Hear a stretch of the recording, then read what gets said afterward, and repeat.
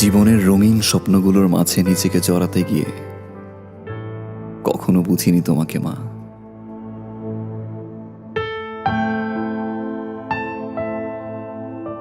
অসুস্থ শরীর নিয়ে নিজের কষ্টগুলোকে চাপা দিয়ে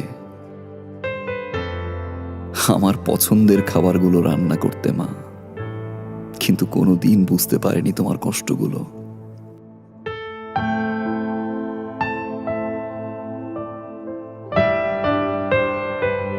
আমি সরি মা। বন্ধুদের সাথে হাজারো কথা বলতে গিয়ে নিজেকে ব্যস্ত রাখতাম, কিন্তু তোমার সাথে কথা বলার সময়টুকু পেতাম না মা। বিরক্ত হতাম তোমার ফোন পেলে।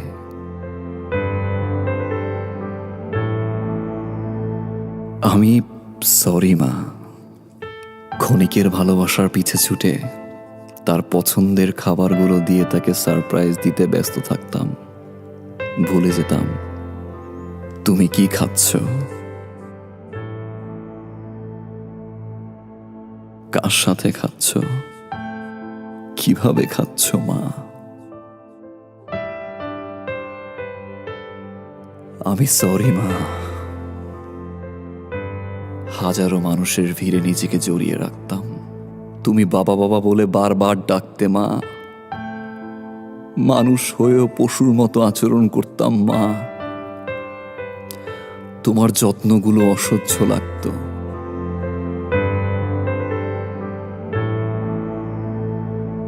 আজ তোমার দুপা জড়িয়ে ধরে বলতে ইচ্ছে করে আমি সরি মা।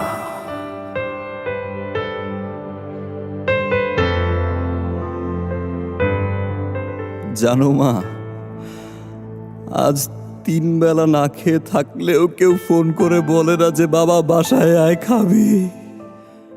সকালবেলা ঘুম থেকে উঠলে মা, কেউ আর বলে না যে বাবা তোর পছন্দের খিচুড়ি রান্না করেছি, আয় ওঠ তোর ভাইয়ের সাথে খাবি। জানো মা, গত সপ্তাহে প্রচন্ড জ্বর ছিল।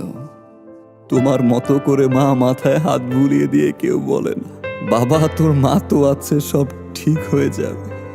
মা একবার চলে আসো।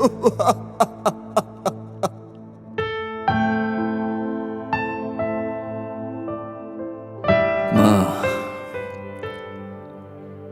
কোনোদিন বলতে পারিনি, আজ একটা বার বলতে চাই সরি মা, and I love you। মাফ করে দিও মা।